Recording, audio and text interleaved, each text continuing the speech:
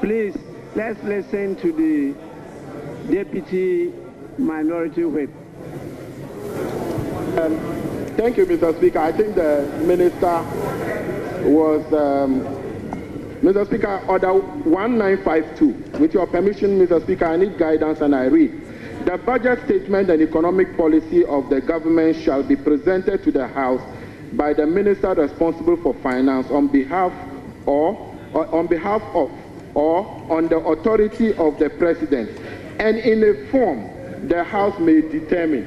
Mr. Speaker, I'm emphasizing on the last part, in a form the House may determine.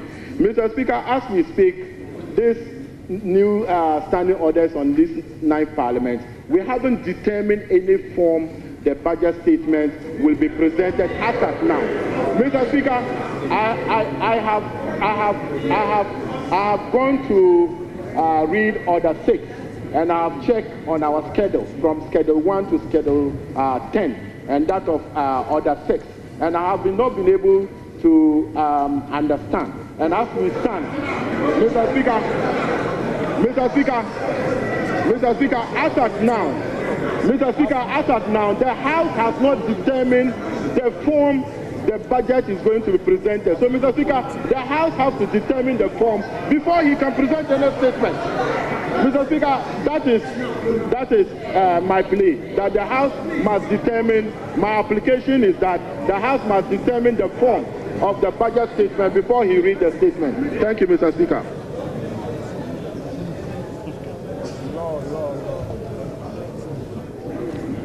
Majority Leader.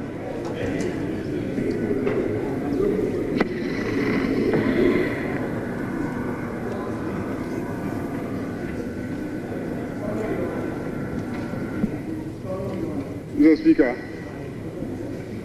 the Public Financial Management Act and its various amendments spell out clearly the budgeting process, the requirements of a budget, what must be contained in it, and etc. And that was a legislation enacted by the same Parliament. And this Parliament acts according to the prescriptions of that legislation. So if there are provisions in the standing orders that recommend that we have a form in which the budget should be presented, the provisions of the Public Financial Management Act, of course, is the parent legislation dealing with financial management and the presentation of budgets. So, Mr. Speaker, I don't think there's an issue here. Let's proceed and take the budget statement from the Minister of Finance.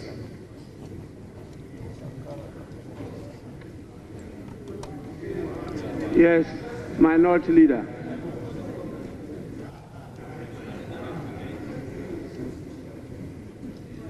Mr. Speaker, I have listened to the application by the Member of Parliament for Toulon. I have also listened to the Leader of the House responding to the said application. The Leader of the House makes a general submission. The application was anchored on the rules of this House. A mandatory provision in Order 195, there's no may there. It reads, for the avoidance of doubt and at the risk of being repetitive, this is what it says. The budget statement in economic policy of the government shall be presented to the House by the Minister responsible for finance on behalf of and on the authority of the President, and in the form the House may determine. Yes, wait, look at it. Mr. Speaker, wait, yes. So, yes, wait. Mr. Speaker, they should take it easy. This is law. Take it easy.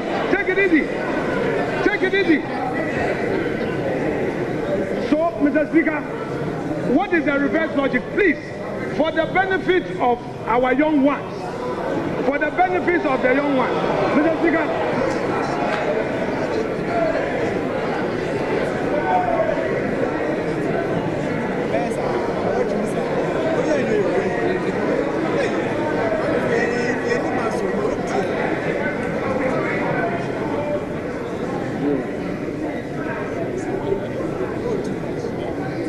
Mr. Speaker,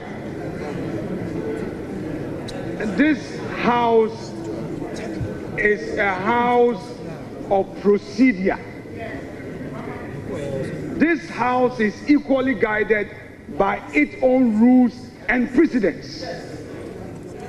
Wait a moment. For those who are in a hurry to shout in his agreement, if the law says may determine, is it also the case that in reverse logic, the House may decide not to determine any form? What? No, wait. The law is that a budget statement must be presented. But we are saying again that as a House, we may have to determine which form. So, Mr. Speaker, the invitation by the minority, the deputy minority whip, is well founded. He is inviting us as a House to determine, are we going to allow him to make a statement, or we are going to allow him to move a motion? Is it going to be in a form of a motion or in a form of a statement?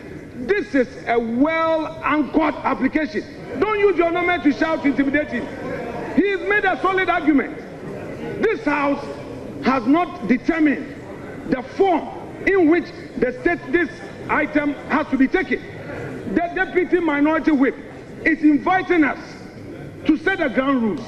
The majority leader got up and referred to PFM Act to say what? He didn't quote the specific provision. The man has made an application under our own rules. You didn't attack him on the rules. You didn't know. You didn't say anything against his application on the rules. Mr. Speaker, as the minister is here, in which form are we going to listen to him? What is he going to make a statement, or he is going to move a motion? Mr. Speaker,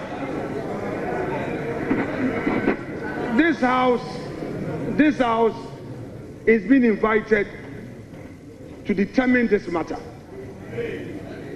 You see, the Supreme Court has had an occasion to give a contextual interpretation where may is placed to mean shall. Yes, it is there. No, come on, Mr. Speaker, even that argument aside, put that argument aside. There's no need for any interpretation of whether may should be shall. The point is that the law provides that we should determine the form. The law says we should determine the form. In this House, there are ways to come here. You come to make a statement. You come to move a motion.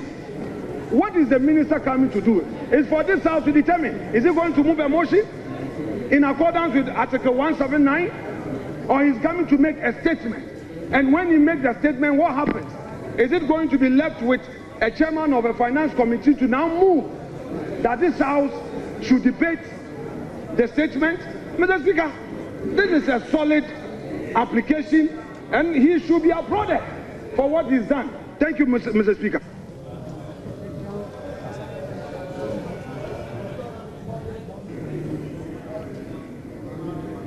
I will want to rule on this matter.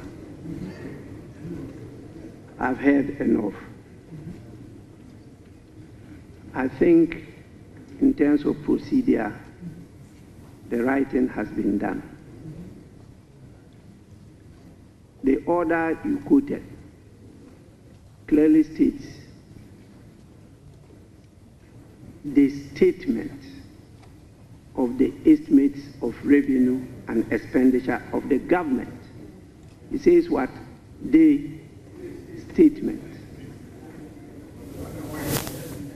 And so what they are bringing to us is a statement. And when statements are admitted, they are presented as statements.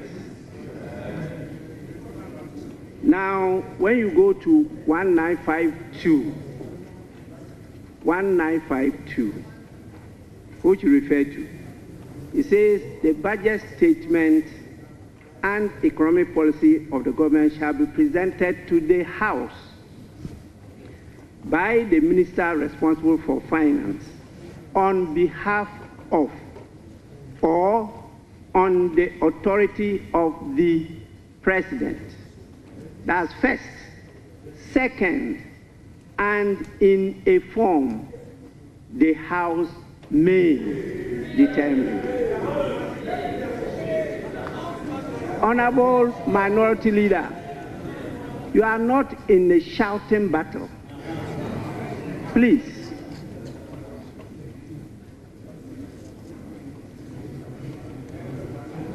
This is the House. The only way the House can determine however you define form is when the statement is presented to you. The House cannot determine this matter outside the House. You can only determine it when you are truly sitting as a House. And this is the House, he's presenting the statement. If you decide that you want a form, you define form in any different manner as you are doing, then this is the time when it is presented, you take this opportunity to determine that form you want, different from the earlier forms that we've decided and been practicing. If this is what you want to do, please, the statement must first be presented to you. It has to be presented to the House. And if you may, you determine the form you want it to be presented. That can be part of the debate. But I'm not sure the definition you are putting on the word form. Form. Please go back to your lexicons.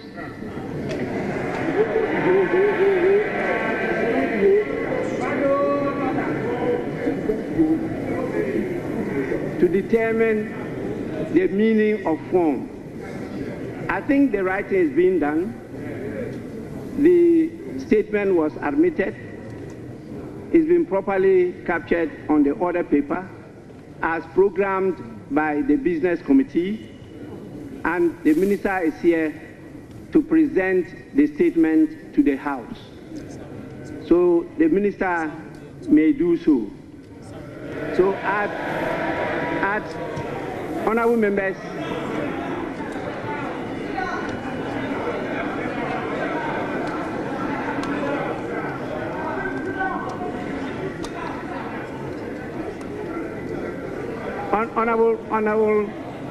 honorable minister, just a minute. Honorable members, at the commencement, yes. Mr. Speaker, just to thank you for your guidance and the proper interpretation of 1952. Thank you, Mr. Speaker.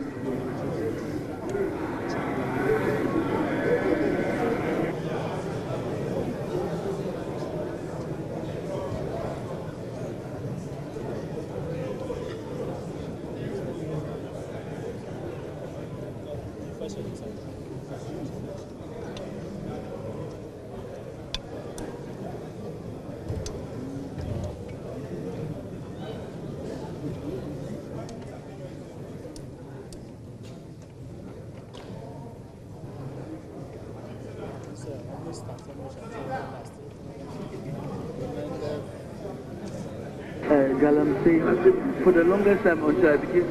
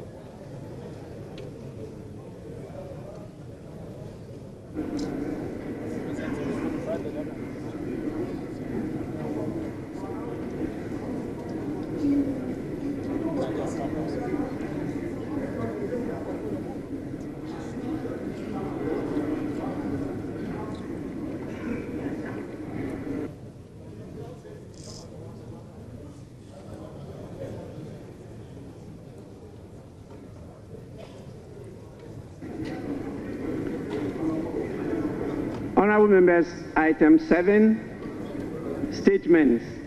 The budget statement and economic policy of the government for the year ending 31st December 2025.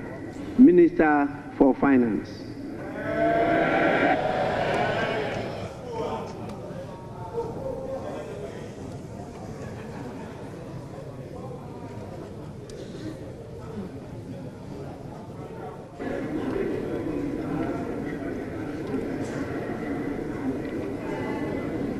Mr. Speaker, on the authority of His Excellency the President, President John Dramani Mahama, and pursuant to Article 179 of the Constitution and the other paper and the standing orders of the House, Order 1952, and today's order paper, item 7. Mr. Speaker, I present to you the budget statement and economic policy of government for the year ending 31st December 2025.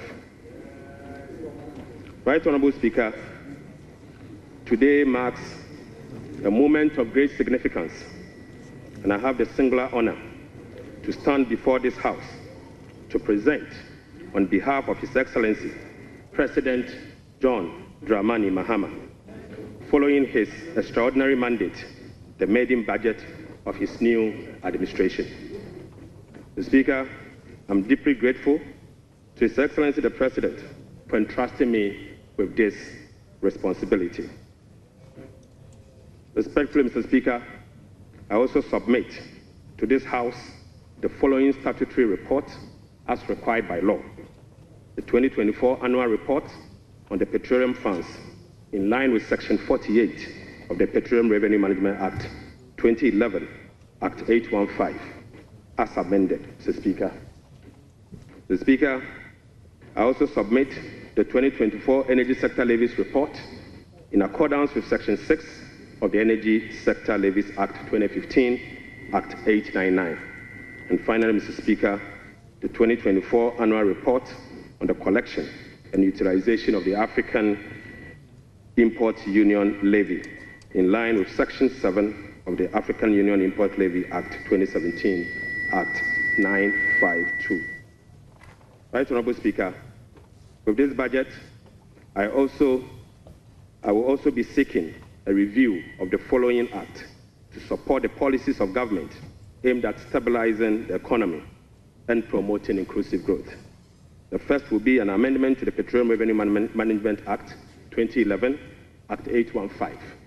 The second will be the Ghana Infrastructure Investment Fund Act 870. And the second will be an amendment to the Mineral Income Investment Fund Act 2018, Act 978. The Speaker, I will also be seeking amendment to the Energy Sector Levies Act 2015, Act 899. I will be seeking amendment to the Ghana Cocoa Board Act, Act 1984, the PNDC Law 81, as amended. The Speaker, that's not all. I will also be seeking amendment to the Earmark Funds Capping and Realignment Act 2017, Act 947, the Ghana Procurement Authority Act 2003, Act 663, as amended in Act 914. Speaker, I will be seeking amendment to the Ghana Education Trust Fund Act 2000, Act 581. And finally, Mr. Speaker, I will also be seeking amendment to the Fiscal Responsibility Act 2018, Act 982, and incorporating into a comprehensive public financial management act. Mr. Speaker, I forgot to add that I will also be seeking amendment to the Revenue Administration Act 2016, Act 915. Mr. Speaker, we remain committed to the pursuit of our 24-hour economic policy of stimulating economic growth and job creation. Right Honorable Speaker, this policy will contribute to addressing Ghana's structural economic challenge by creating an integrated, efficient, and increasingly export-driven industrial economy that fulfills the utilization of our national resources, capital, and labor power. Right Honorable Speaker, will be presenting the 24-hour economic policy to Parliament in due course. In this respect, Mr. Speaker, the Labour Act, the Ghana Investment Promotion Act, and other enabling legislations will be reviewed accordingly.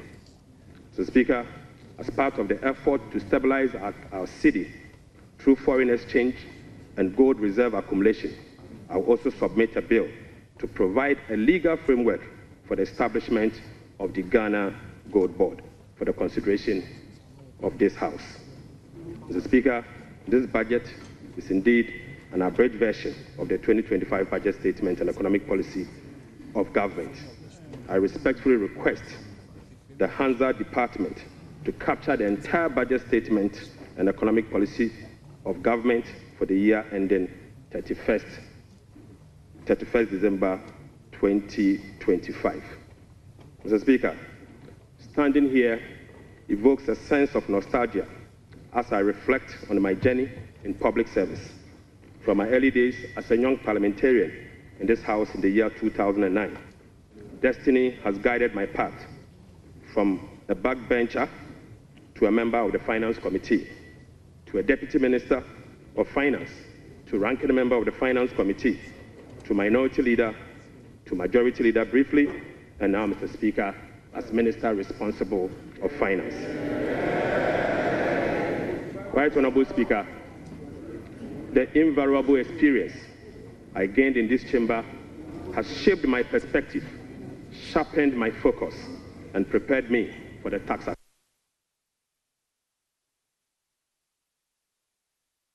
fix the economy of Ghana. I take this opportunity to extend my profound gratitude to the good people of Ejumako and Yanesiam, my constituents, and to you, Mr. Speaker, and members of this House across the aisle for your unwavering support throughout my years in this chamber.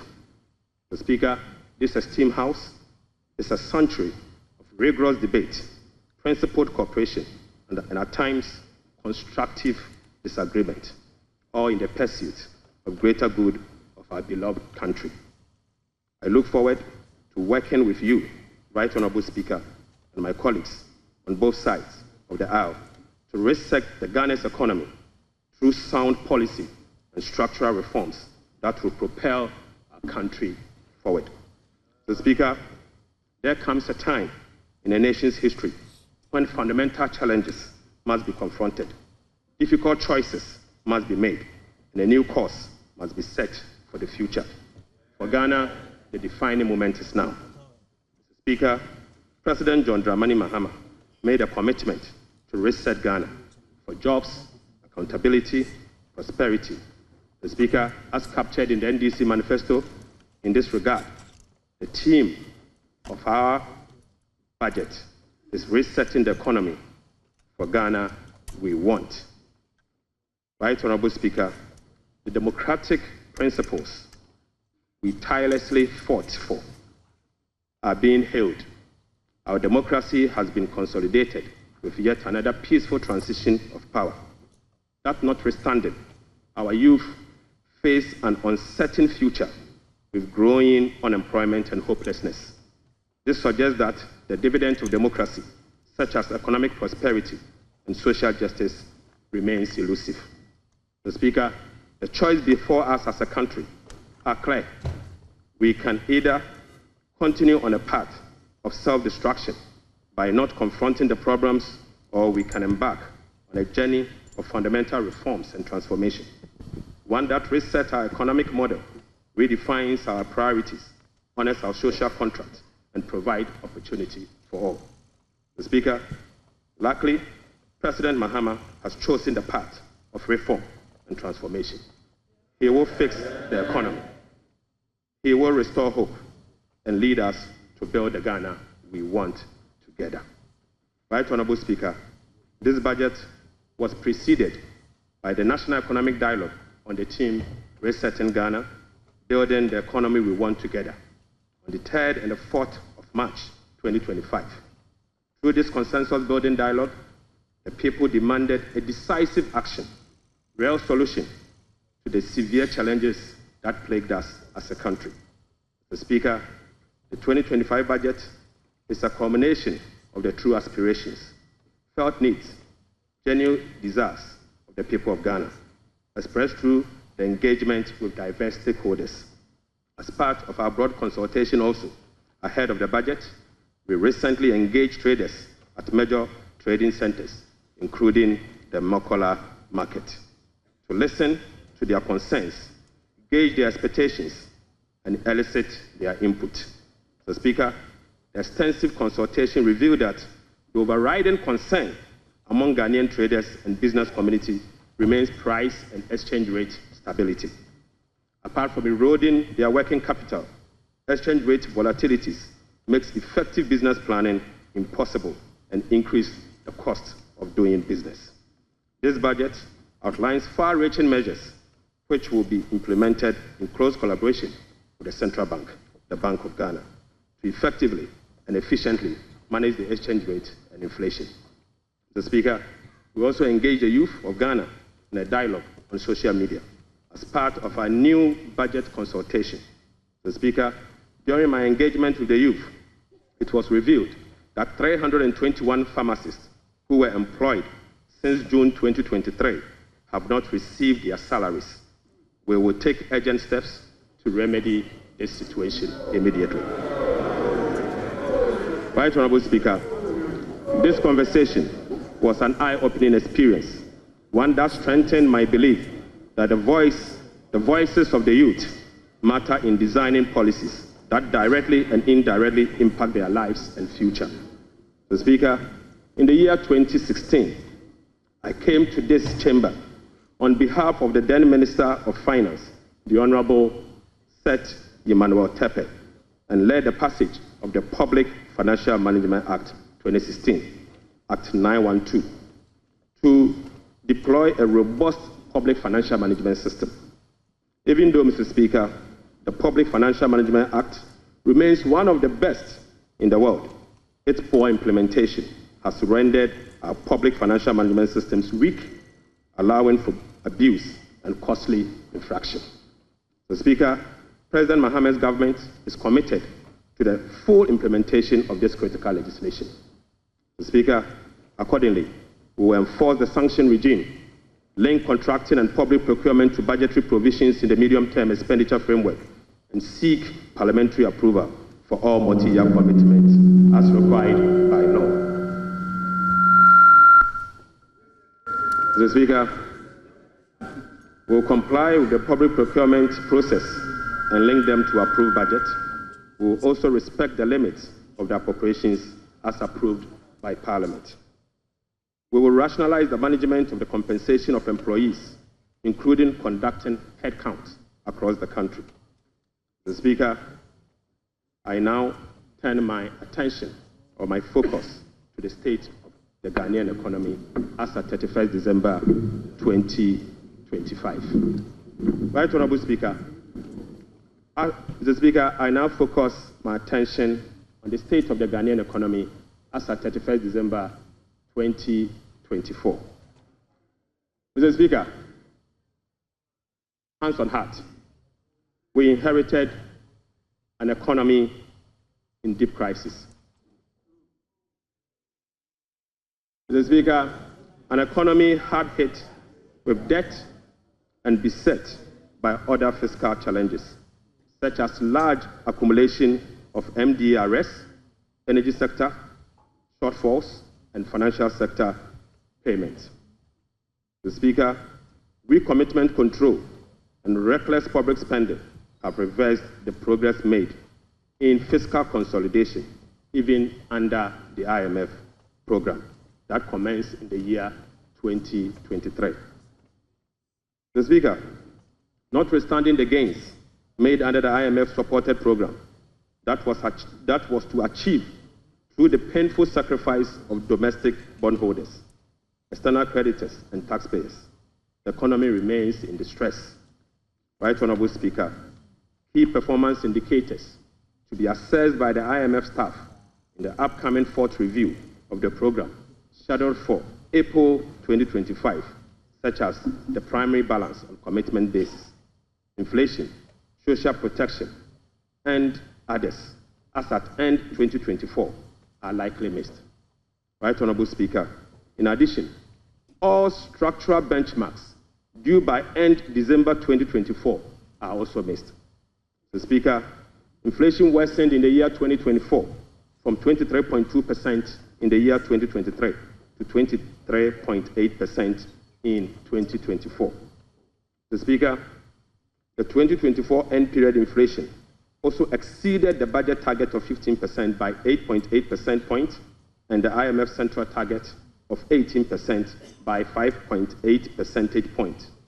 Unfortunately, this has triggered a discussion with IMF under the Monetary Policy Consultation Clause. Right Honorable Speaker, the primary balance on commitment basis worsened from a deficit of 0.2% of GDP in the year 2023 to a deficit of 3.9% in the year 2024. Mr. Speaker, the primary balance on commitment basis target for 2024 was a surplus of 0.5% of GDP. Sadly, the previous government recorded a deficit of 3.9 percentage point of GDP.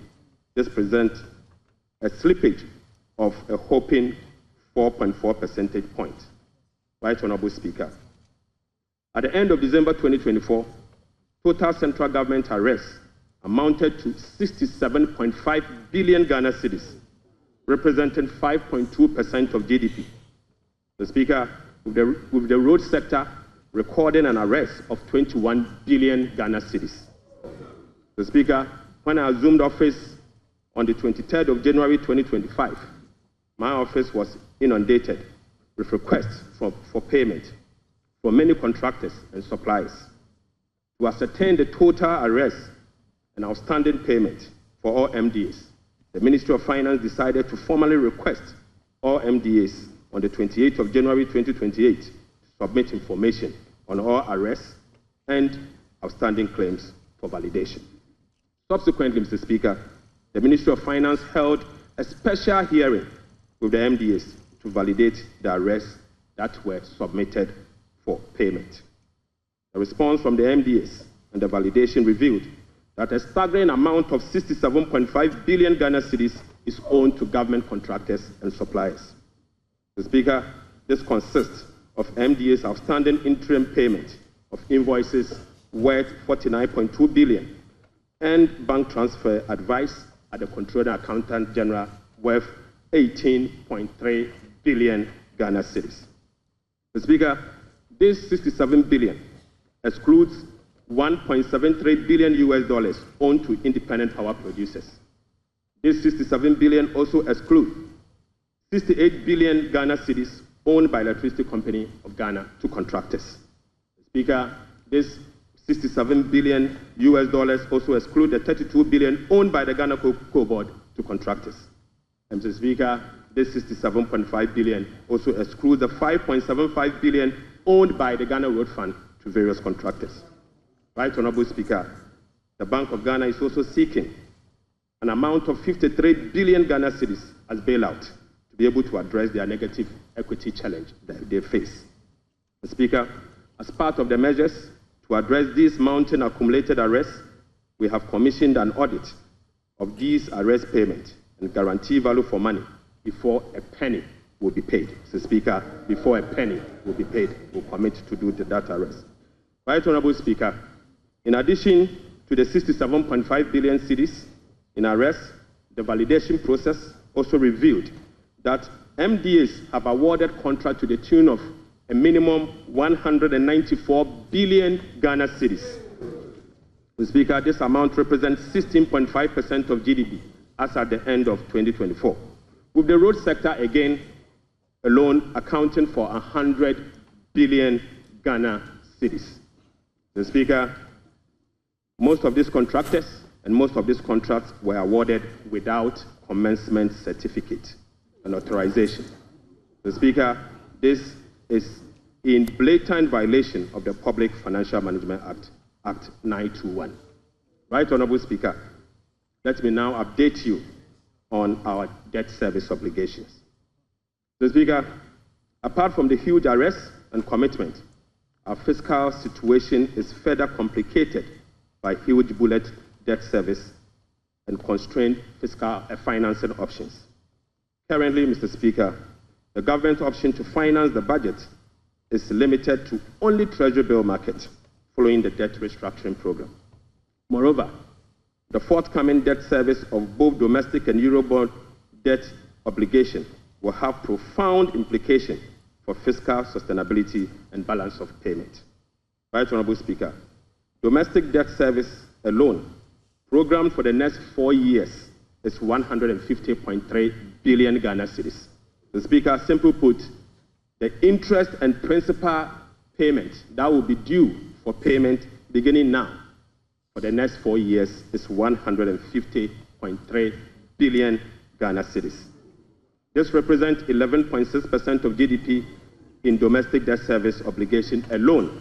The Speaker, of this 150 billion Ghana cedis, 73.3% of this 150 billion Ghana cedis is due for payment in the year 2027 and 2028. Right Honorable Speaker, 2027 alone, the domestic debt service that will be falling due will be 57.6 billion, and 2028 will be made to call upon to pay 52.5 billion Ghana cedis. So, Speaker, the debt service obligation of 2027 and 2028 are major harms. These harms are cancerous and pose significant risks to the economy of Ghana. But, Mr. Speaker, touch wood, we shall fix it. We shall fix it. Mr. Speaker, our debt service obligation of this financial year is equally burdensome with significant harms. February, we were called upon to pay 9.9 billion. July, we'll be paying 6.2 billion, and August, we'll be paying 10.1 billion, all this year.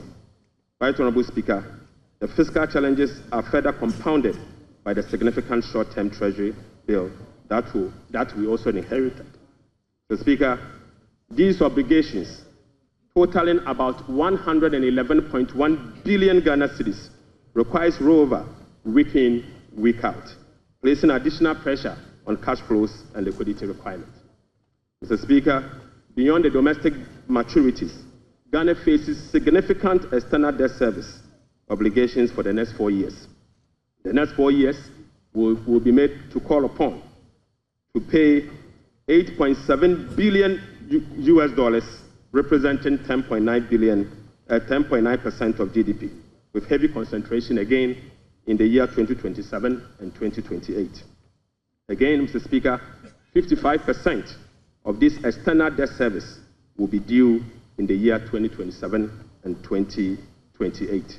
Right Honorable Speaker, in the year 2027, we'll be made to pay $2.5 billion, and 2028, we'll have to again pay $2.4 billion.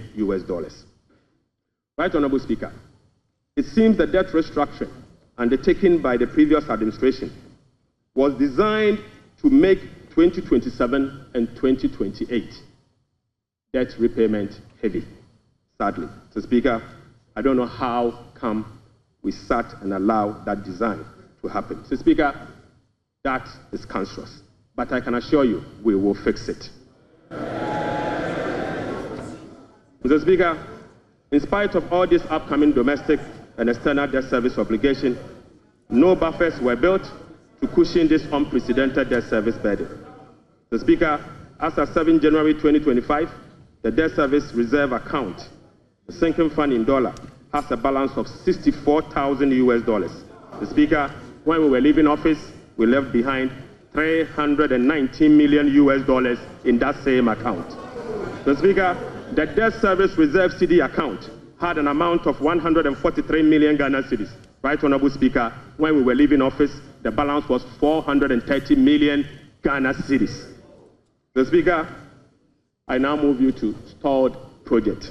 Mr. Speaker, due to the bilateral creditors' debt restructuring that is ongoing, undertaken by previous administration, a staggering number of 55 projects have been halted. So, Speaker, this leaves a massive amount of $3 billion in undisbursed loans and about $300 million in outstanding interim payment certificates, IPCs. Some of these projects include the famous Ifia Kwanta Hospital, the Kejetia Market Phase 2, the Bolgatanga Boko Pomakrom Road, and the Tema Aflawa Road project. Delayed payment and demobilization from site could result in cost overruns of over $1.1 billion. Right, Honorable Speaker, the IMF-supported program imposed an annual disbursement ceiling of $250 million for all bilateral loans that are being restructured. This constraint means that it will take a minimum of 12 years to complete all of this stalled program. Mr. Speaker, unfortunately, as a result of the debt restructuring, all this stalled program, working with the IMF will take a minimum of 12 years if we decide to go business as usual. We'll be engaging in the coming days to resolve this challenge. Speaker, I now take you to the famous energy sector fiscal risk. Mr. Speaker, the increase in energy sector financing shortfall is posing significant risk to the Ghanaian economy.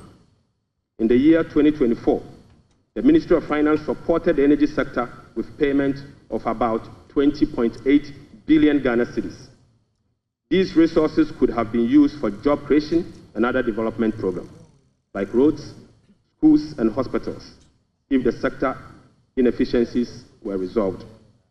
Mr. Speaker, a recent exercise conducted by the Energy Sector Financing Modeling Team under the Energy Sector Recovery Program, ESRP, revealed that the business-as-usual energy sector financing shortfall has increased significantly to about 35 billion Ghana cedis for the year 2025 alone, even after spending in excess of 20 billion cedis in the year 2024.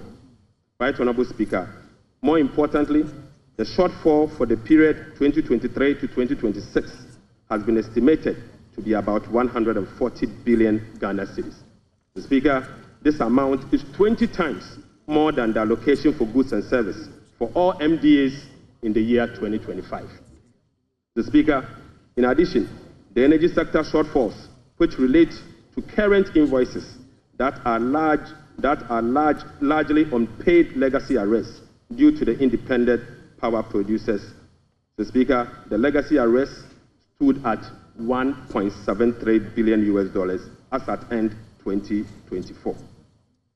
Right, Honorable Speaker, the cocoa sector, which has long been the backbone of the Ghanaian economy, is sadly on its knees, owing to gross mismanagement.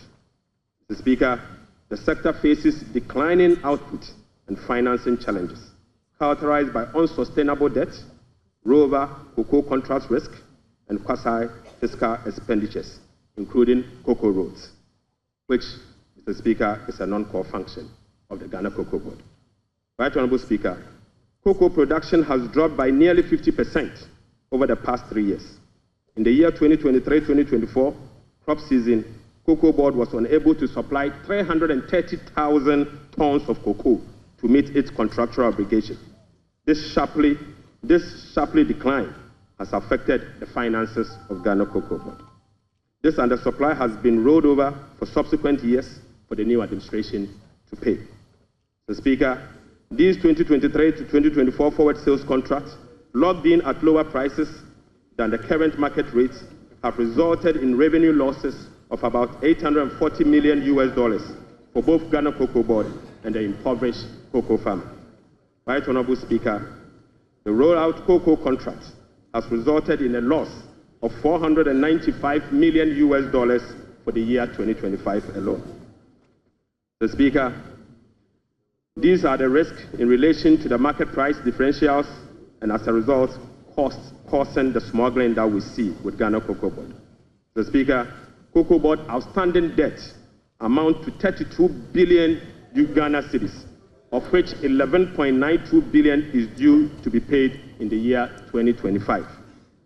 Outstanding cocoa road contracts reached 21 billion Ghana cedis, approximately $1.3 billion in the year 2024, of which only 4.4 billion has been accounted for in Cocoa Board's finances for the year 2025.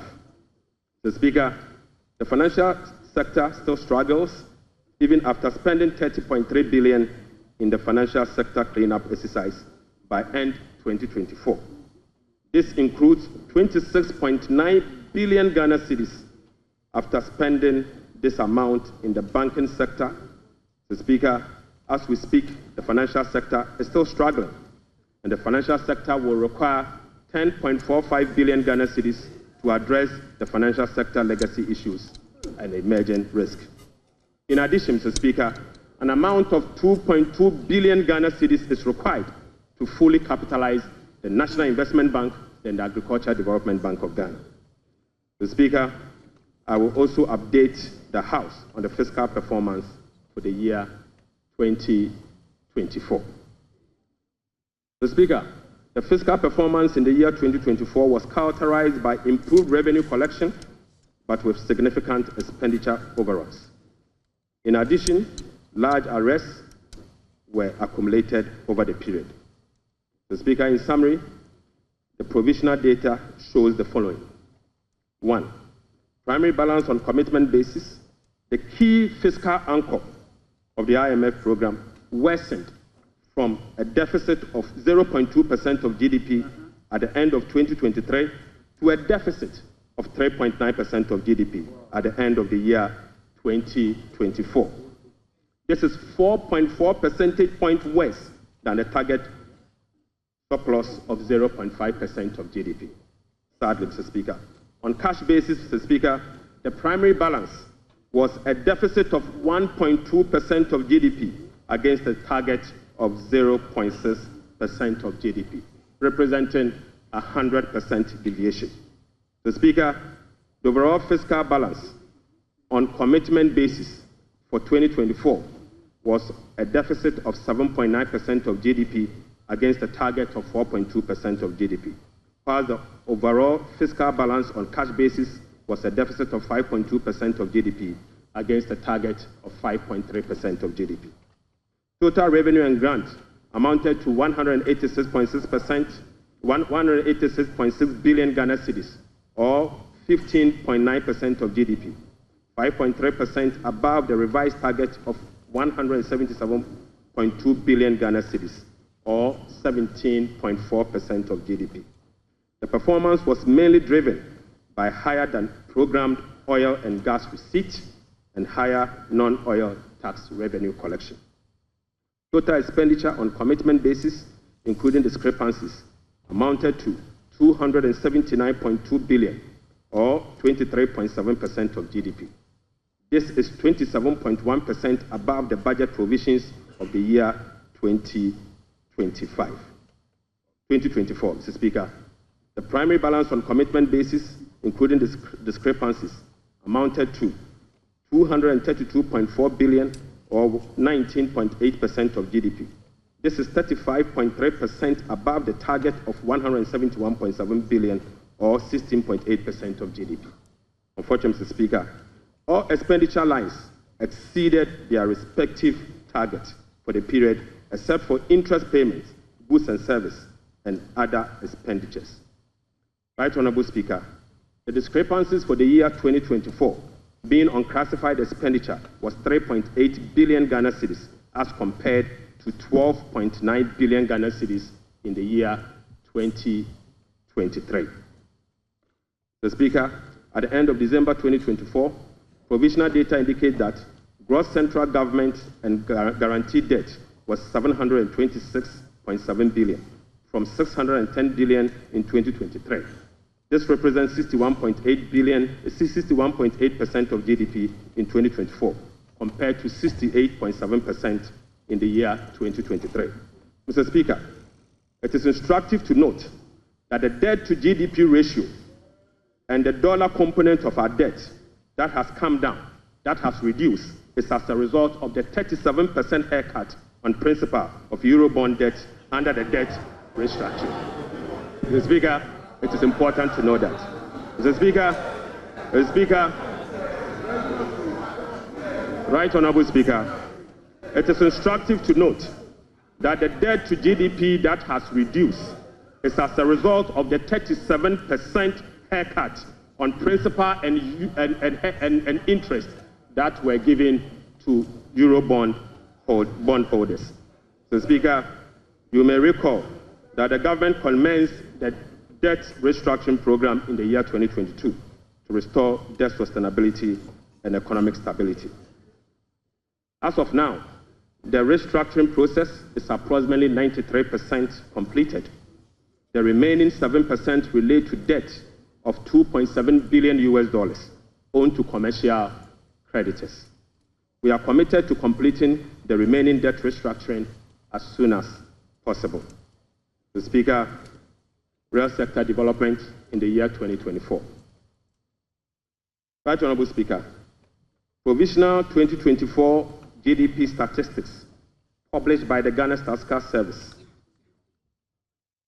on the 10th of March 2025 shows that overall real GDP growth increased. The Speaker, at the end of increased to 5.7% in the year 2024. The Speaker, I take that again.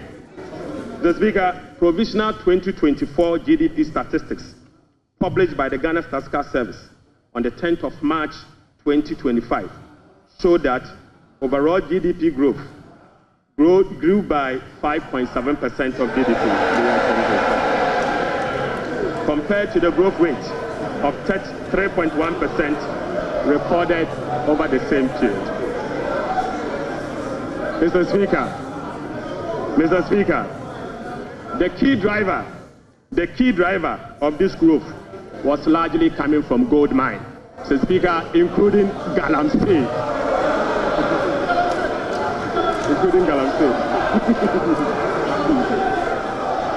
Mr. Speaker, Galamsey growth cannot be sustainable. Mr. Speaker, non-oil GDP growth. Mr. Speaker, the non-oil GDP grew by 0.6% in the year 2024, compared with the growth rate of 3.6% recorded in 2023. Mr. Speaker, the gross international reserves increased to a stock position of $8.98 billion at the end of 2024, and was enough to cover 4 months of imports, exceeding the target of a floor of 3 months of import cover. At the end of 2024, the currency had depreciated by 19.2% against the US dollars, 17.8% against the euro, against the British pound, Mr. Speaker, and it had depreciated by 13.7% against the euro. Mr. Speaker, Right Honorable Speaker, it is what it is. The state of our economy is troubling, but we will fix it. Mr. Speaker, touch wood, we will fix it. But Mr. Speaker, it will require some sacrifices, truthfulness, transparency, and discipline. We will take strong measures to confront the situation head on. Mr. Speaker, the sacrifice must come from all stakeholders, beginning with the government. Mr. Speaker, His Excellency the President appreciates this and has led the charge by significantly downsizing his government from the Elephant 88 to the Umbrella 60. Mr. Speaker, he has also reduced the number of his government ministries from the Elephant 30 to the Umbrella 23. Mr. Speaker, as part of the contribution to the resetting agenda, organized labor has followed suit by working with government and employers association to agree on a modest 10% increase in base pay and minimum wage for the year 2025. Right Honorable Speaker, on behalf of His Excellency the President, I would like to express my profound gratitude to organized labor and employers. Mr. Speaker, ordinary Ghanaians have also sacrificed by enduring the negative impact of severe currency depreciation since 2022. Hyperinflation, high food inflation, principal and interest haircuts, soaring interest rates, among others. Mr. Speaker, it is now time for the people's representative, the members of Parliament, and the judiciary to also follow suit. I would like to call on all other stakeholders, including the business community, faith-based organizations, academia, and civil society to support this national call. Mr. Speaker, our immediate task is to reset our nation, to restore good governance, reduce the excruciating suffering of our people, and set our country on a trajectory of economic transformation. Mr. Speaker, our vision is to build a prosperous and a democratic state, anchored on the principles of freedom and justice, providing equal opportunities for all. Mr. Speaker, through this vision, we will work together to build the Ghana we want. Right Honorable Speaker, the resetting agenda will be anchored on the following. 1, restoring hope in our democracy, renewing trust in public officials, and helping every Ghanaian attain their full potential. Offering a trusted hand to the vulnerable, particularly women and youth, and creating a new Ghana for coming generations. And finally, stimulating vision, policy objectives, and targets. Right Honorable Speaker, consistent with Section 14 of the Public Financial Management Act 2016, Act 911, the fiscal policy objectives of this government is to support the economic transformation agenda to ensure the macroeconomic stability of the country within the macroeconomic and fiscal framework.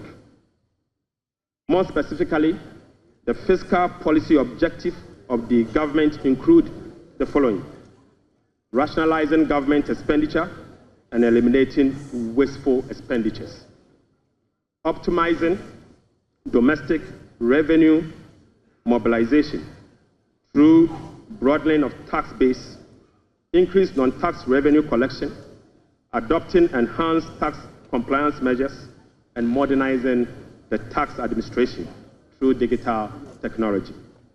Mr. Speaker, we will also increase the share of domestic expenditure to spur economic growth and job creation.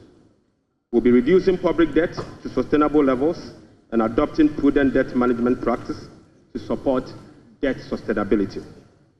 Reducing the fiscal deficit progressively in accordance with the amended Fiscal Responsibility Act to promote fiscal and debt sustainability. Mr. Speaker, restoring confidence in the Ghana economy.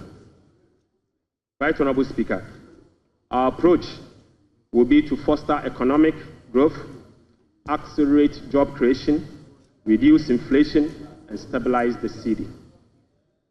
To achieve this, it is crucial that we establish the macroeconomic stability and ensure debt sustainability. Mr. Speaker, we are confident that by prioritizing these fundamental elements, we can cultivate an environment where individuals can prosper and businesses can thrive in Ghana. Mr. Speaker, Ghanaians through the recent National Economic Dialogue have expressed a clear desire for fiscal deficit and public debt to be reduced through cuts in government spending rather than through only tax measures. We wholeheartedly agree. Mr. Speaker, going forward, we will tailor our expenditure to align with our fiscal realities. After all, whoever pays off their debt gets rich. Mr. Speaker, we are poised to implement a three-pronged approach to achieve our objective, beginning with this budget immediately. First will be to recalibrate the fiscal adjustment, and we believe that by prioritizing spending-led fiscal adjustment can initiate a positive cycle. Fiscal adjustment can initiate a positive cycle in a way that first, it will help lower inflation and curb depreciation of the cedi. Secondly, it will lessen government reliance on borrowing, which in turn will reduce the crowding out of private sector and lower interest rates. Lastly, This approach will ease the strain on monetary policy, allowing the central bank some greater flexibility to reduce monetary policy rates, ultimately resulting in lower bank and lending rates. Mr. Speaker, the second approach will be to deliver a shock therapy. Mr. Speaker, we are implementing a form of shock therapy to the economy by making significant spending cuts this year, thereby reducing the government financing needs and front-loading fiscal adjustment. This is the down payment for our policy credibility and creditworthiness. Right Honourable Speaker, our third approach will be to restore fiscal responsibility. By moving forward, we will enhance public financial management by empowering ministers to effectively manage their budget on their own, ensuring strict compliance with the commencement certificate. The Speaker will be passing and enforcing a revised Fiscal Responsibility Act. And finally, we will enforce a sanction regime for non-compliance of the Public Financial Management Act. The Speaker, in pursuit of the overarching macroeconomic objectives, the following macroeconomic targets have been set for the year 2025. Overall real GDP growth of at least 4% of GDP. So, Speaker, not less non-oil real GDP growth of at least 4.8% of GDP. Mr. Speaker, end period inflation rate of 11.9%. Mr. Speaker, primary balance on commitment basis of a surplus of 1.5% of GDP. Mr. Speaker, gross international reserves, including oil funds and encumbered assets, to cover not more than a minimum of 3 months of import. Mr. Speaker, to address inflation, government will implement a number of measures to complement the Bank of Ghana and monetary authorities. Mr. Speaker, the measures to stabilize the exchange rate include the following. We will be establishing the Ghana Gold Board to enhance the generation of accumulation of forex to support the stability of the Ghana cedi.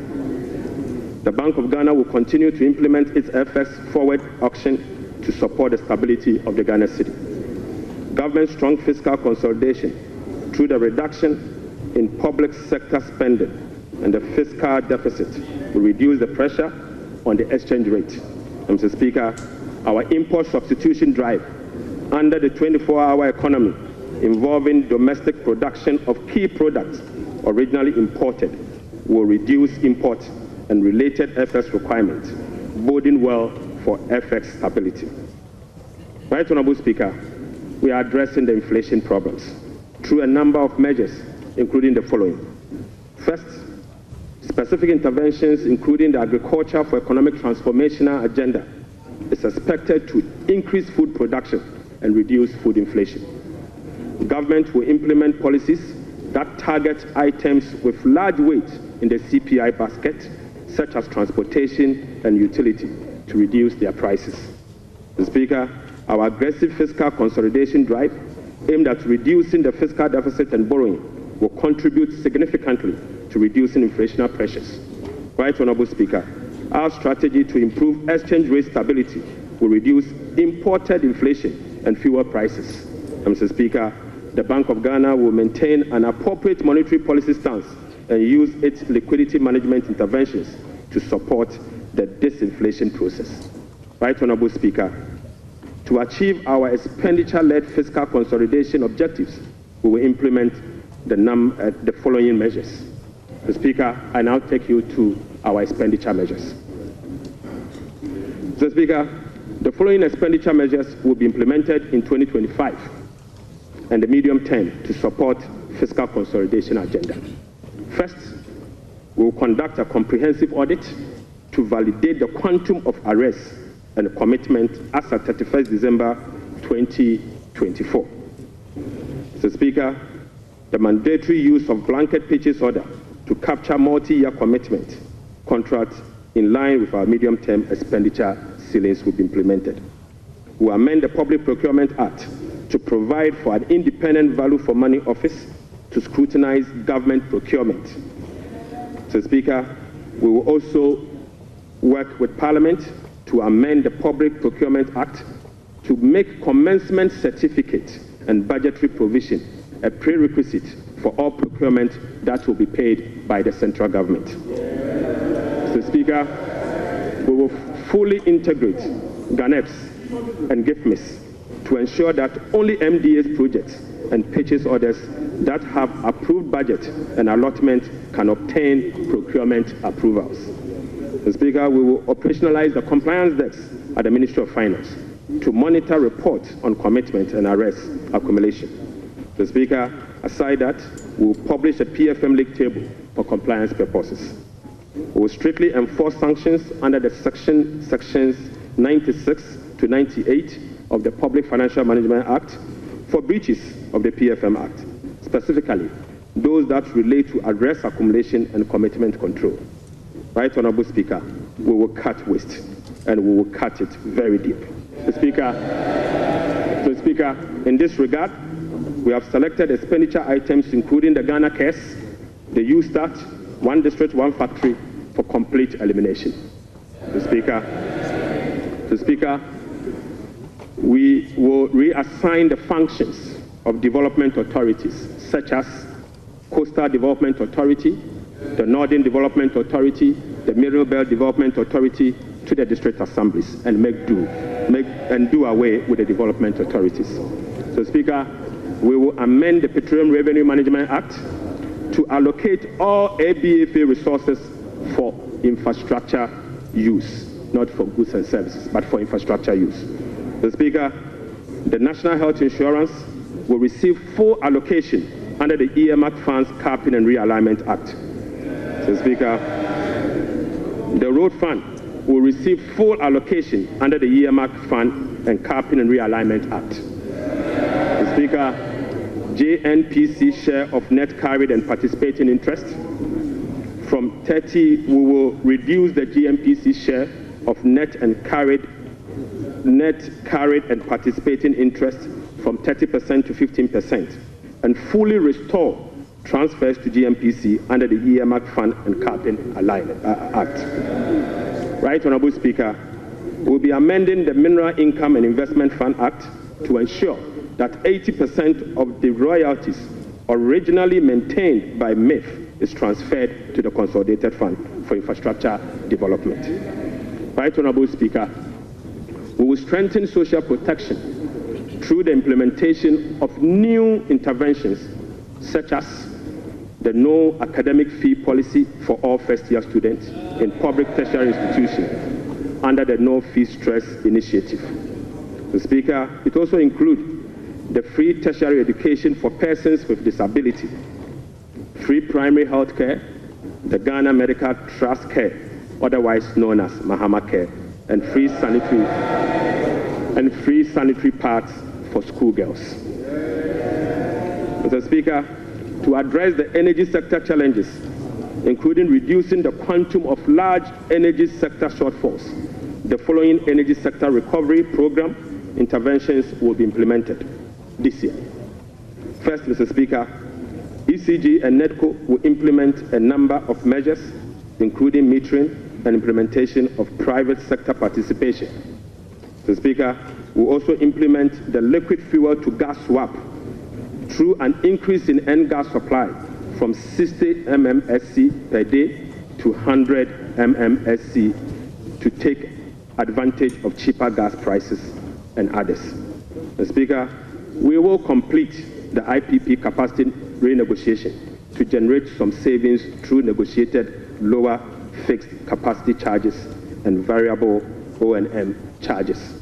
Mr. Speaker, as agreed with the IMF by the previous administration, we will implement the following ESRP measures to achieve the structural benchmark of the IMF program. Mr. Speaker, PULC will continue to implement the quarterly tariff adjustment to reflect changes in inflation, exchange rate, and generation mix. Mr. Speaker, PULC will also undertake a major tariff adjustment which will be due in fourth quarter of 2025 to reflect capacity charges, additional liquid fuel usage, and additional CAPEX.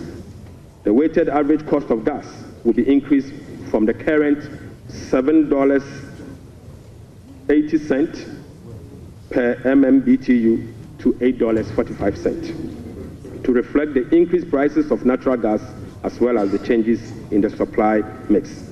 So, Speaker, the subsidy on weighted average cost of gas granted to some ceramic companies through the discounted industrial development tariff will be reversed. So, Speaker, I now take you to the revenue measures. Revenue measures. Mr. Speaker, in proposing some revenue measures to achieve the 2025 fiscal target for your consideration, I'll first take you to the IMF requirement. Mr. Speaker, this measure is inconsistent with our commitment under the IMF-supported program to observe a non-oil tax revenue effort of 0.6% point of GDP annually as part of the measures to improve domestic revenue mobilization and achieve our debt sustainability target over the medium term. Right Honourable Speaker, despite our commitment to increase the non-oil tax revenue by 0.6%, we have programmed the following nuisance taxes for removal in line with our manifesto promise. Mr. Speaker, we will abolish the 10% withholding tax on winning from lottery, otherwise known as the betting tax. Mr. Speaker, we will abolish the electronic transfer levy, e-levy, of 1%.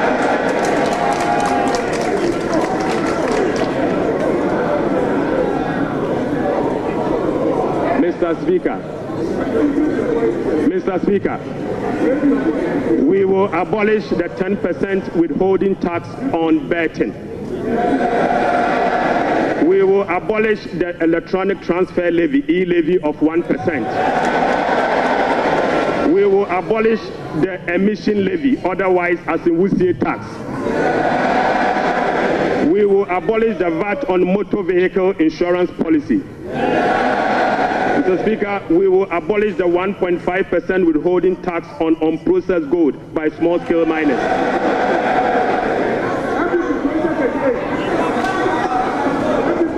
Mr. Speaker, the removal of these taxes will ease the burden on households and improve their disposable income.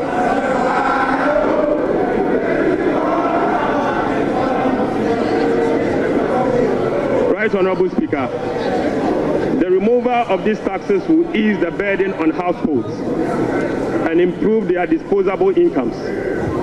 In addition, it will support business growth and improve tax compliance. Mr. Speaker, Right Honourable Speaker, the tax refund account has been abused in recent years.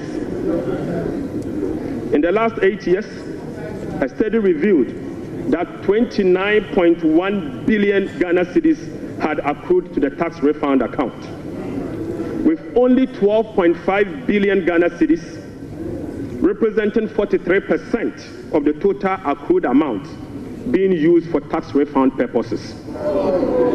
Mr. Speaker, the study also revealed that 16.6 billion Ghana cedis, representing 57% of the total amount accumulated in the tax refund account, was misapplied. Mr. Speaker, which is a total violation of the Revenue Administration Act, Act 915, and the Public Financial Management Act. Instructively, Mr. Speaker, there were virtually no tax refund arrests over the period. Mr. Speaker, and therefore, we are reducing the current tax refund ceiling by 2 percentage points from 6% to 4% of total revenue, as defined in Section 69 of the Revenue Administration Act, Act 915. Mr. Speaker, by reducing the ceiling on the tax refund from 6% to 4%, Right Honourable Speaker, we have saved the taxpayer 3.8 billion Ghana cedis. Mr. Speaker, this amount is enough to close the revenue shortfalls from the removal of the e-levy and the betting levy. Mr. Speaker, the e-levy would have accrued 1.9 billion Ghana cedis, and the betting tax would have accrued 180 million.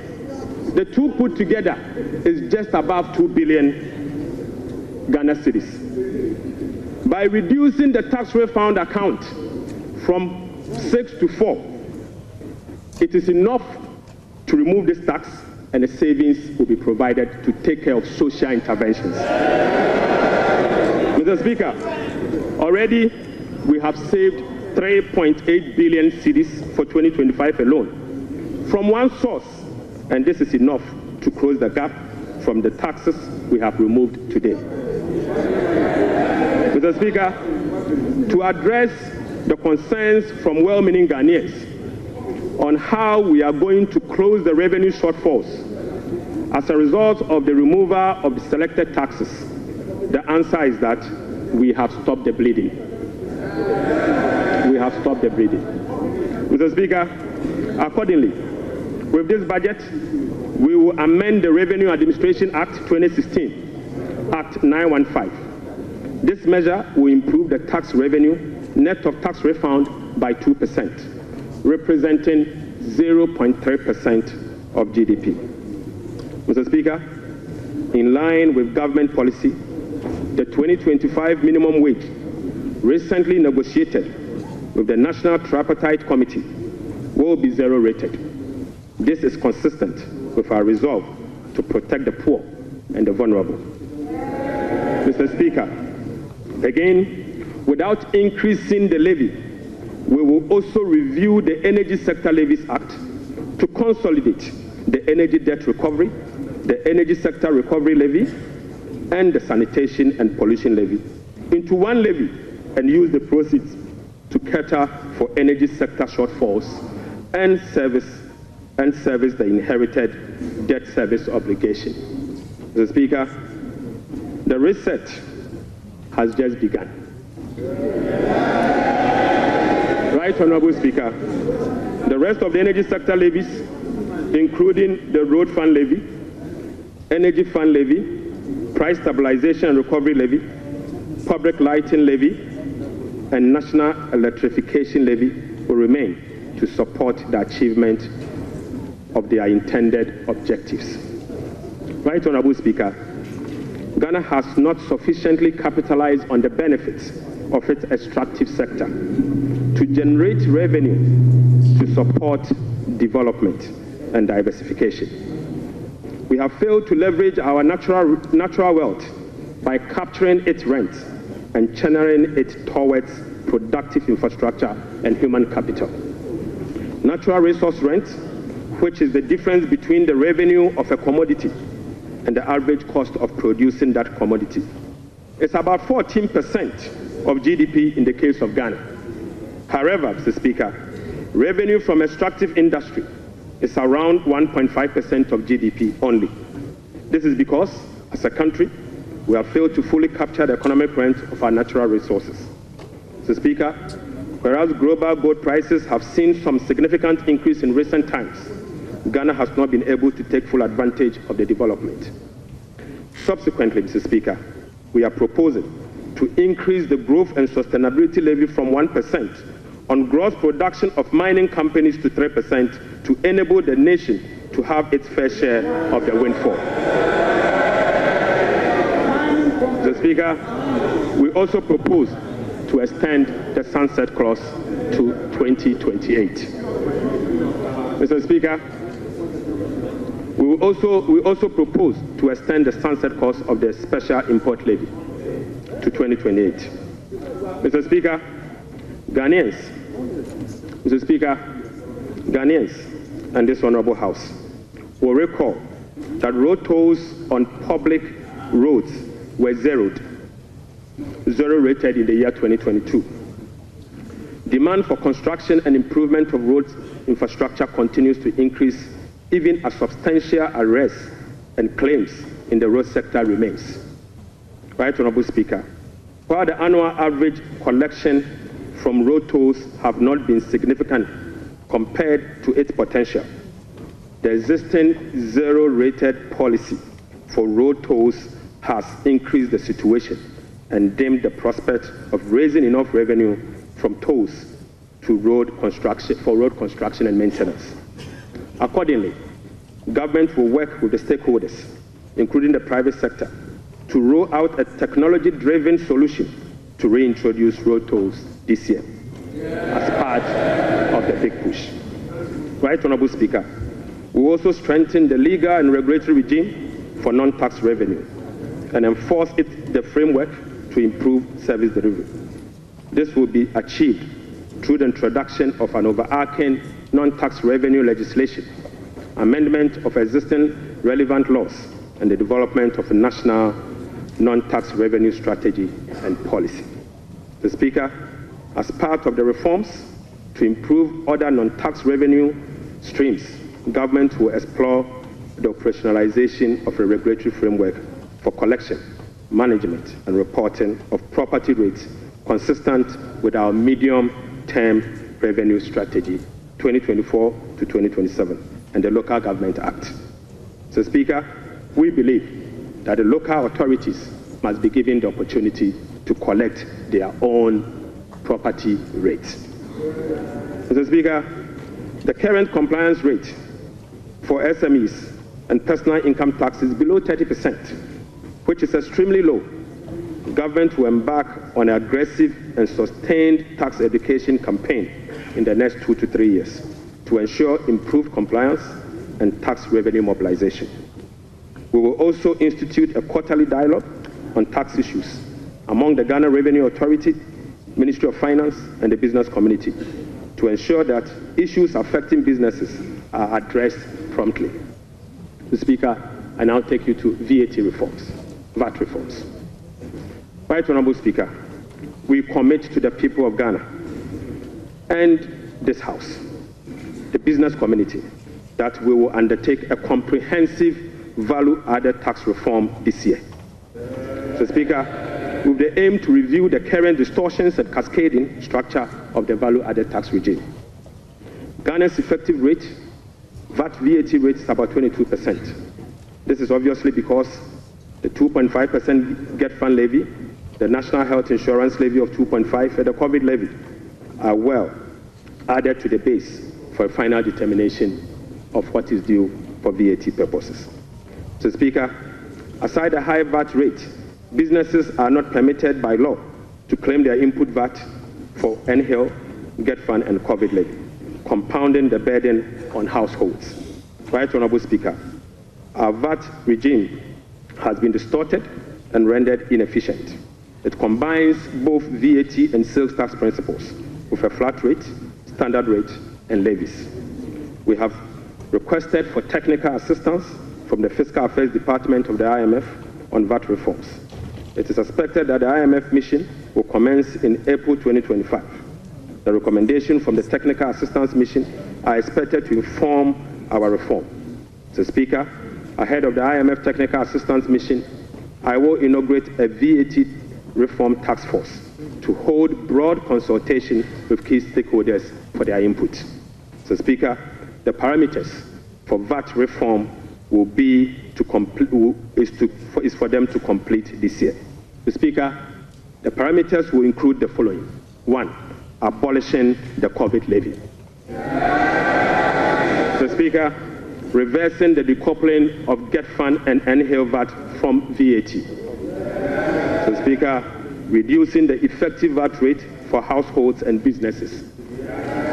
Reversing the VAT flat rate regime and upwardly adjusting the VAT registration threshold to exempt micro and small businesses from the collection of VAT. Mr. Speaker, will also improve compliance through public education and awareness. Mr. Speaker, I now take you to revenue mobilization and resource allocation. Mr. Speaker, total revenue and grant for 2025 is projected at 223.8 billion Ghana cedis, or 17.2% of GDP, up from 186.5 billion, or 17.4% of GDP.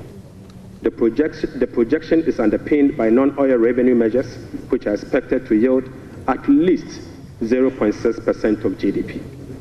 Mr. Speaker, total expenditure on commitment basis for 2025 has been programmed at 269.1 billion, representing 20.7% of GDP, down from 279.2 billion, which is 26% of GDP in the year 2024.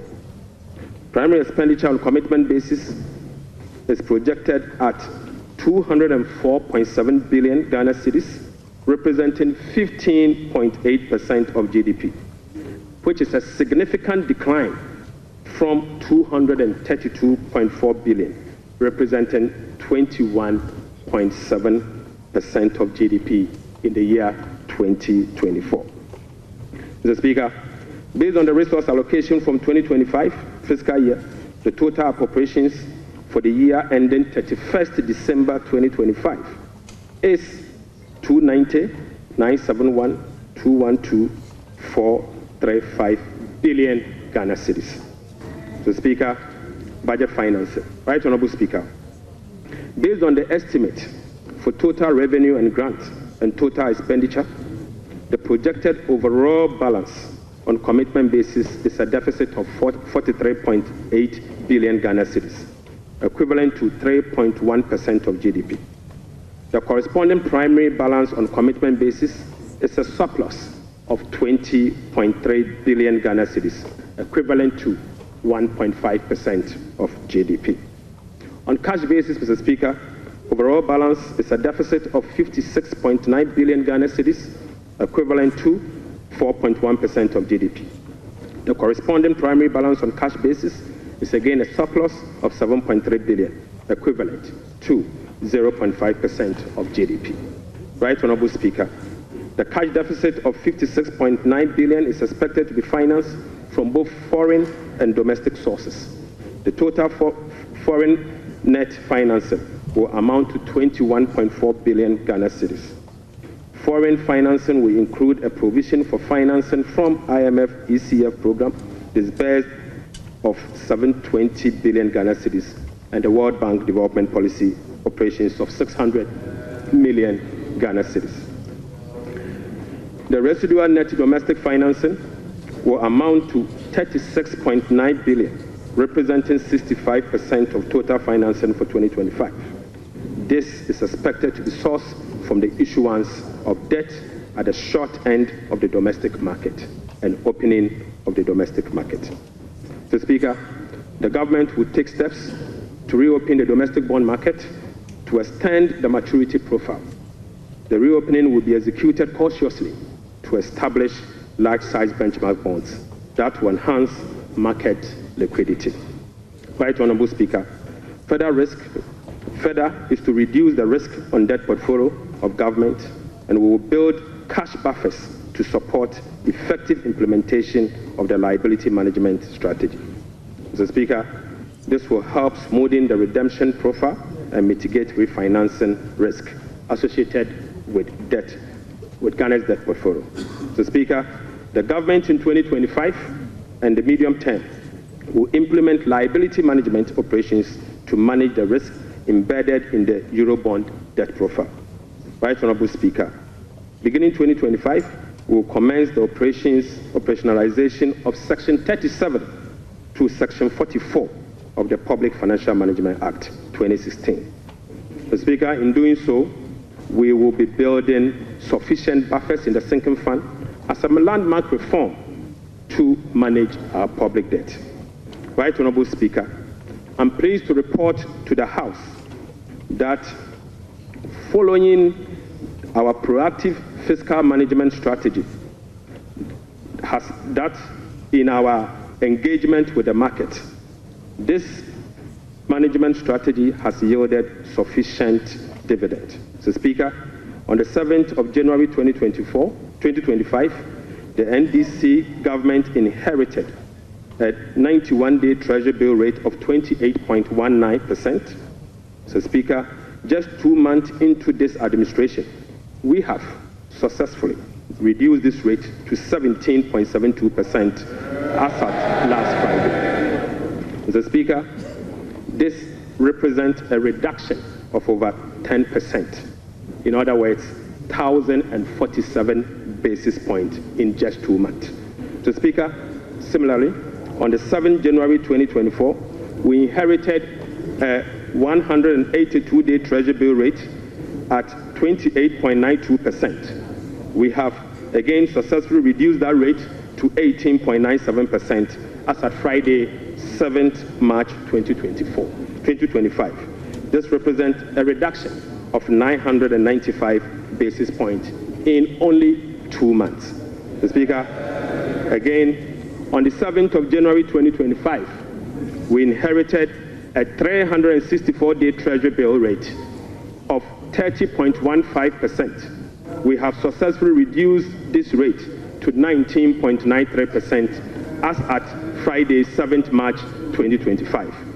Mr. Speaker, this represents a reduction of 1,022 basis points in just 2 months. Mr. Speaker, on average, rates have fallen by over 1,000 basis points, signifying a strong investor confidence, crowding in the private sector, reducing the cost of doing business, and overall acceptance of economic policies of President John Dramani Mahama, ultimately laying the groundwork for sustained macroeconomic stability. It has been done already. So, Mr. Speaker, Right Honourable Speaker, the key policy intervention to support economic transformation and job creation agenda include the following. So, Speaker, the 24-hour economy aimed at stimulating economic growth by creating an enabling environment for businesses and institutions to operate 24/7 in 3 shifts of 8 hours each to boost production, promote productivity, and generate well-paying jobs. We will be presenting the policy to Parliament in due course for consideration. Accordingly, Mr. Speaker, the Labour Act, the GIPC Act, and other enabling legislations will be reviewed to support the 24-hour economy policy. Right Honourable Speaker, we will roll out the implementation of the $10 billion Big Push policy for strategic infrastructure development to open up the country and drive sustainable economic growth.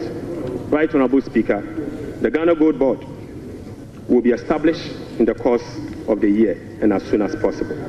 So, Speaker, we will stabilize the Ghana cedi and provide stability to the macroeconomy. We will implement an economic transformational agenda underpinned by structural reforms anchored on promoting modernized agriculture, agribusiness, and value addition for import substitution, export, and job creation. Mr. Speaker, we will complement monetary policy with fiscal and real sector policies to reduce inflation. Food inflation will be reduced through the implementation of the Agriculture for Economic Transformation agenda anchored on our 24-hour economy. Right Honourable Speaker, we will undertake key structural reforms to support inclusive economic growth, fiscal and debt sustainability, sound public financial management, efficient public service delivery, and good governance. So, Speaker, we will restructure the Bank of Ghana to strengthen its independence and operationalize its efficiency mandate. So, Speaker, we will ensure that social protection is adequately catered for in the course of the year. We will use government procurement to drive Made in Ghana agenda to promote production and consumption of Made in Ghana goods. Right Honourable Speaker, to demonstrate this agenda, as I said, I came to this House with a presentation of a bag proudly made in Ghana by Horseman. Mr. Speaker, this should be encouraged. Right Honourable Speaker, beginning this year, we will formalize the export of Ghanaian labour to other countries. We will ensure a structured and beneficial system for Ghanaian workers seeking employment abroad and create safer legal pathway for them to work in foreign countries whilst protecting their rights and welfare. Mr. Speaker, this will also reduce illegal migration, prevent worker exploitation, and maximize the economic benefits of remittance and boost foreign exchange earnings. Mr. Speaker, I now take you to how these resources will be allocated in the year 2025. Mr. Speaker, we will provide a cedi equivalent of $279 million as a revolving fund for the Ghana Gold Board to be able to purchase and export at least 3 tons of gold per week from small-scale miners. Mr. Speaker, we have allocated 13.85 billion Ghana cedis for Big Push project. Mr. Speaker, we have allocated 13.85 billion Ghana cedis for the Big Push program. Mr. Speaker, an amount of 499.8 million Ghana cedis has been allocated for the non-academic fee policy for all first-year students in public tertiary institutions under the No Fee Stress initiative. Mr. Speaker, we have allocated an amount of 292.4 million Ghana cedis to commence the distribution of free sanitary pads to female students in primary and secondary schools. Mr. Speaker, we have allocated again an amount of 242.5 million Ghana cedis to support the victim of Akosombo Dam spillage. Right Honorable Speaker, we have also allocated an amount of 200 million Ghana cedis to support the victim of tidal wave disaster that recently displaced residents in certain parts of Ketu South constituency. Mr. Speaker, the overarching concern about free secondary education has been its quality and the absence of dedicated sources of financing. His Excellency President John Dramani Mahama has resolved it. Mr. Speaker, let me take this again. The overarching concern about free secondary education has been its quality and the absence of a dedicated sources of funding. His Excellency President John Dramani Mahama has resolved the funding challenges by uncapping the GET fund. Mr. Speaker, this makes available dedicated funding for full financing of free senior secondary school education and free tertiary education for persons with disability. Mr. Speaker, therefore, Capping and Realignment Act will be amended to uncap the Ghana Education Trust Fund. Mr. Speaker,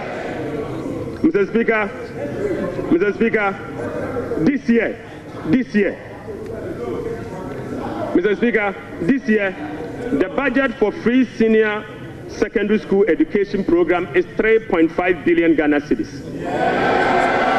By uncapping the GET fund, we will be making available an additional 4.1 billion Ghana cedis, specifically for financing free secondary education program and other related expenditures. Mr. Speaker, aside the uncapping of GET fund, we have also absorbed the debt service made up of interest and principal from the Dache bond that GET fund contracted. Right Honorable Speaker, we have also allocated an amount of 564.6 million Ghana cedis for the provision of curriculum-based textbooks covering the following. 1, 4 sets of KG books and workbooks for about 2.8 million learners. Mr. Speaker, we have also provided for 4 sets of primary textbooks for about 800,000 learners. Mr. Speaker, we have also provided for 9 sets of SHS textbooks for about 540,000 learners. Right Honorable Speaker, under the school feeding program, budgetary provision has been increased from the 1.3 billion Ghana cedis last year to 1.78 billion Ghana cedis. Mr. Speaker, representing a 33% increase. The allocation for 2025 reflects an increase in feeding costs per meal, per child, from the 1 cedi 50 pesos to 2 cedis, representing 33.3%. Mr. Speaker, the government has also allocated 145.5 million Ghana cedis to the capitation grant, up from 84 million Ghana cedis in 2024. This is an increase of 73.4% over the previous year. Mr. Speaker, we have also allocated 203 million Ghana cedis for the payment of teacher training allowances and another 480 million Ghana cedis to nursing training allowances. Mr. Speaker,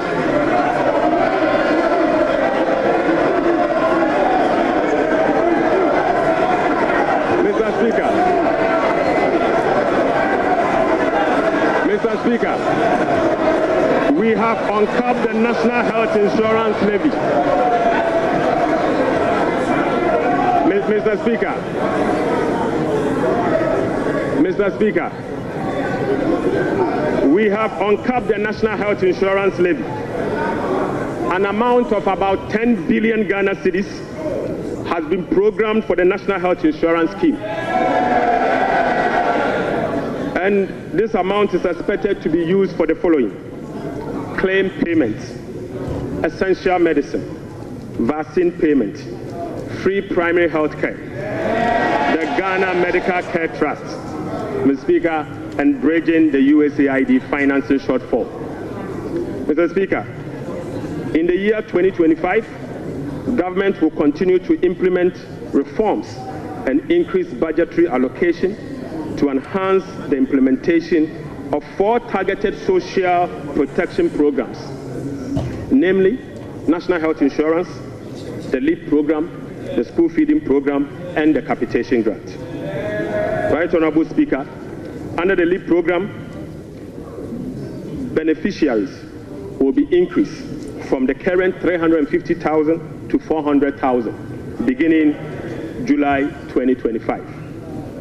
The allocation of 728.8 million Ghana cedis for last year has been increased to 953.5 million Ghana cedis in the year 2025. So, Speaker, we have also uncapped the road fund. An amount of 2.81 billion Ghana cedis has been programmed for the Ghana Road Fund to be used solely for road maintenance. This represents an increase of 155% over the 2024 allocation of 1.1 billion Ghana cedis. 1.1 billion Ghana cedis. Mr. Speaker, we have also allocated an amount of 7.5 billion Ghana cedis to the District Assembly Common Fund.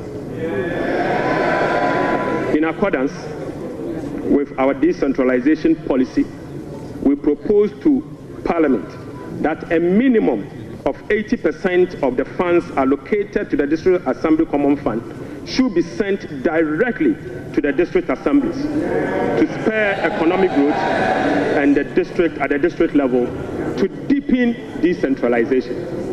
Right Honorable Speaker, I repeat, we have allocated an amount of 7.5 billion Ghana cedis to the district assemblies common fund. Mr. Speaker, in accordance with our decentralization policy and objective, we propose to Parliament that a minimum of 80% of the funds should be sent directly to the district assemblies to spur economic growth at the district level and deepen decentralization. Mr. Speaker, it is worth noting that in a stark contrast to what has happened recently at the District Assembly Common Fund, where only 50% of the released amount are sent to the District Assembly for the purposes of running the assemblies. Mr. Speaker, we have also allocated an amount of 1.5 billion Ghana cedis for agriculture for economic transformational program, of which Feed Ghana Ghana Grains Development Project, Vegetable Development Project, and Nkoko Nketenkete are all key components of the program. Right, Honorable Speaker, we have also allocated 51.3 million Ghana cedis as seed fund for the establishment of the Women's Development Bank. Mr. Speaker, we have also allocated 300 million Ghana cedis to the National Apprenticeship Program. Mr. Speaker, I repeat, we have also allocated an amount of 300 million Ghana cedis to the National Apprenticeship Program. Right, Honorable Speaker, we have also allocated an amount of 100 million Ghana cedis to the Ejumewura Program. Mr. Speaker, an amount of 100 million Ghana cedis has been allocated to the National Codes Program. Mr. Speaker, another amount of 100 million Ghana cedis has been allocated for the payment of monthly allowance to all Assembly members.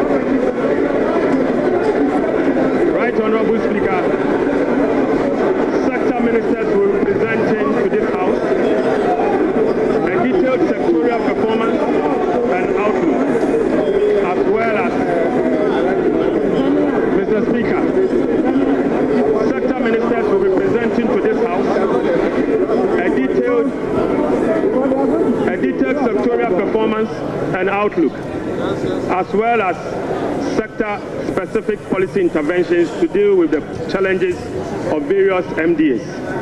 Mr. Speaker, I want to repeat this.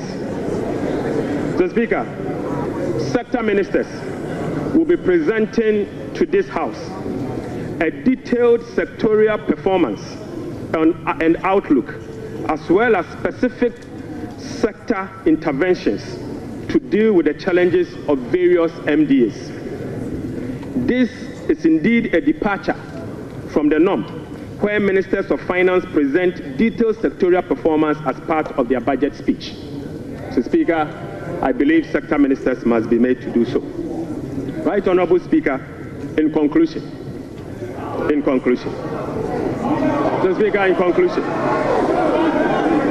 Mr. Speaker, the state of the economy, as I have presented, does not reflect an economy that has turned the corner. It reflects an economy in severe distress, burdened with debt repayment harms, mismanagement, and lack of accountability. The budget sets Ghana on a path of fiscal responsibility, debt sustainability, macroeconomic stability, and job creation. It is about resetting the economy and restoring hope. Ghanaians reaffirmed their faith in a better future when they actively participated in the National Economic Dialogue on the 3rd and 4th of March 2025. A key outcome of the dialogue was the confirmation that the fundamental problem with our economy is fiscal indiscipline. The NPP administration awarded contracts outside the expenditure framework. They borrowed over and above Ghana's capacity to repay. Mr. Speaker, His Excellency President John Dramani Mahamad's administration will be fiscally disciplined and deliver improved public service to our people in a cost-effective manner. Mr. Speaker, we remain steadfast in meeting the IMF program target while restoring Ghana's creditworthiness. We have achieved a lot in a short time, but this is only the beginning. Our commitment to reform we will not waver on that, Mr. Speaker. We have achieved a lot in this short time, and our commitment to reform will not waver. Those who doubt our resolve should not underestimate the determination of the people of Ghana, who will no longer tolerate ineffective governance.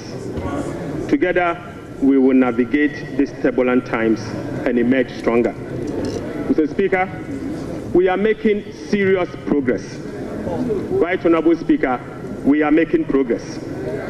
We committed to running a lean, efficient government of 60 ministers. Mr. Speaker, we have delivered. Mr. Speaker, we committed to scrapping the e-levy. We have delivered. Mr. Speaker, we committed to scrapping the Burton tax. We have delivered. Right Honorable Speaker, we committed to eliminate academic fee for first-year public tertiary students. We have delivered. Mr. Speaker, we committed to providing free tertiary education for all people with disability. We have delivered.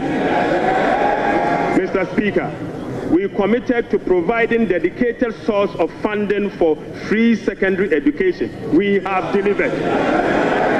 Mr. Speaker, we committed to distributing sanitary pads to our schoolgirls. We have delivered. Mr. Speaker, we committed to uncap Get Fund. We have delivered. Mr. Speaker, we committed to uncap the national health insurance. We have delivered.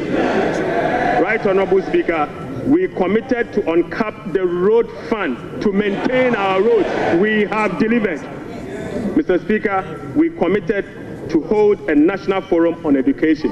We have delivered. Right Honorable Speaker, we committed to hold a national dialogue on the economy. We have delivered. Mr. Speaker, we committed to deliver free primary health care. We have delivered. Mr. Speaker, we committed to deliver Mahama Care Program to finance the treatment of non-communicable disease. Mr. Speaker, we have delivered. Mr. Speaker, we committed to deliver free textbooks to school children. We have delivered. Mr. Speaker, we committed to begin the implementation of $10 million Big Push program. Mr. Speaker, we have delivered. Mr. Speaker, we committed to constitute a review process for our constitution. Mr. Speaker, we are delivering. Mr. Speaker, we committed to build the Ghana we want together. We are delivering. Right Honorable Speaker, we committed to recover all looted state funds under our Operation Recover All Loot program. We are delivering. Mr. Speaker, we committed to reset Ghana. We are delivering. Right Honorable Speaker, I call on Parliament, the business community, civil society, investors, and all citizens to support the bold reforms outlined in this budget. Together, Mr. Speaker, we have the power to build a resilient economy that will help us tackle the challenges we face as a country. This budget is a foundation upon which we will build a more resilient and equitable society. Mr. Speaker, this budget is not just about numbers. It is about a blueprint for growth, stability, and opportunity. With unity and determination, we can restore faith in our economy, foster innovation, and uplift every Ghanaian. Mr. Speaker, with unity and determination, I repeat, we can restore faith in our economy, foster innovation, and uplift every Ghanaian. Right Honorable Speaker, on behalf of His Excellency the President, I invite this House to join hands with us as we work to build the Ghana we want together. Mr. Speaker, I thank you so much. Idebi Eke.